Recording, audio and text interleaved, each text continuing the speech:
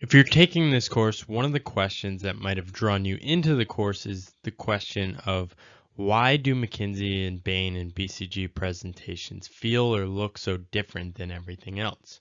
So I want to unveil some of the secrets here. With the three core quote unquote secrets I'll teach you here, the whole goal is to avoid presentations like this. If you've ever been in a presentation where somebody's presenting a slide like this, you know how painful it is to be in the audience. Let's avoid that. So what makes McKinsey presentations different? I would argue it's something I'm calling flow, which is that the presentation is easy to digest even though it has complex information and is presented in a way that is very easy to consume. So how does flow play out? It's three things. One is vertical flow. This is the core idea that the title is the so what.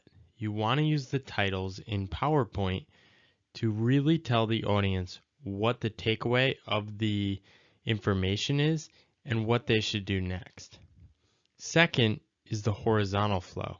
The deck from slide to slide has a story and is part of a larger narrative and makes sense. And third is the overall flow. And this really comes together through mastering the pyramid principle and McKinsey concepts, which we have been hammering over and over again in this course. Finally, one thing that really sets apart presentations, especially from my experience at McKinsey and BCG, was the amount of feedback that people get. Often you're getting a ton of feedback from peers. One slide doesn't just get created and sent to a client. It's often looked at hundreds of times. And colleagues are giving people notes saying maybe you could put the title this way, maybe you could synthesize it a little more effectively. So a good lesson here is to make sure you're finding someone on your team that you trust and can challenge you to help make your content better. Vertical flow is perhaps the most important concept when building out a PowerPoint presentation. It's the concept that the titles match the content.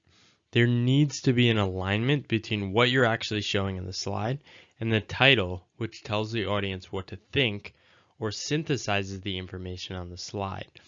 Often people put together slides with lots of information and then add a title that's just description that says something like Q3 data, right?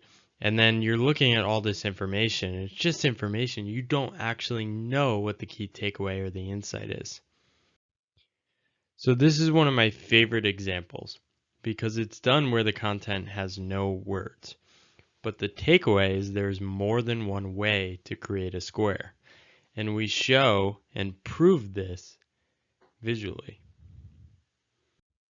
Another thing to remember here is a lot of companies and just people in general are moving to a 16 by 9 layout. So vertical logic, I don't want to confuse you here, can also apply horizontally.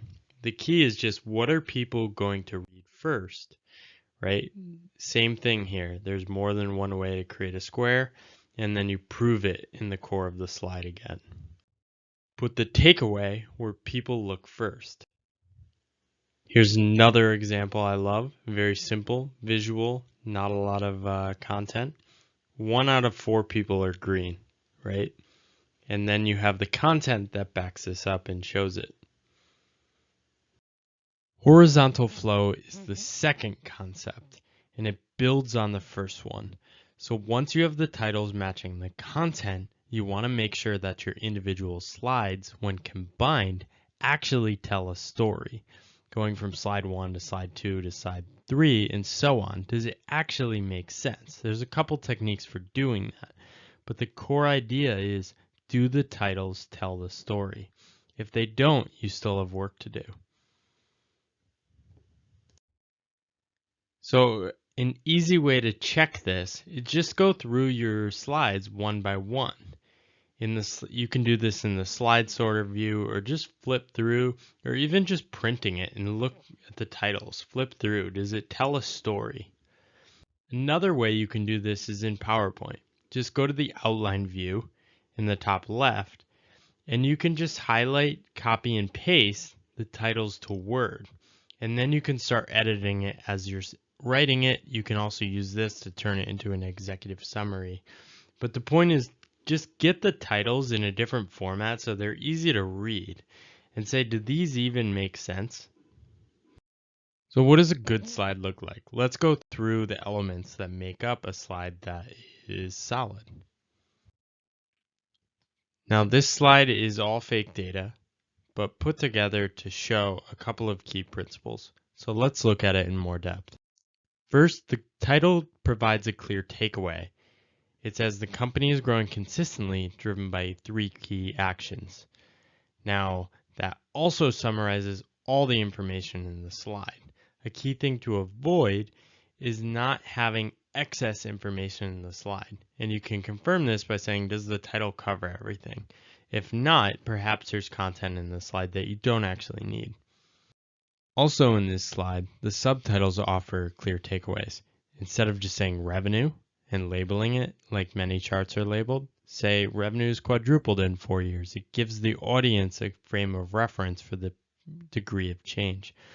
Also, we have another subtitle, 3 key actions drove revenue growth, that frame up the 3 key reasons below.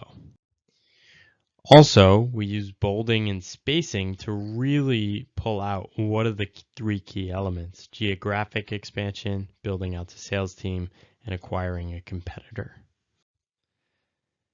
Again, let's look at the slide with the shapes, and the argument is up top. There's more than one way to create a square.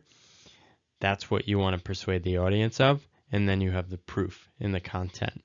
And you want to use this core idea for every slide you create.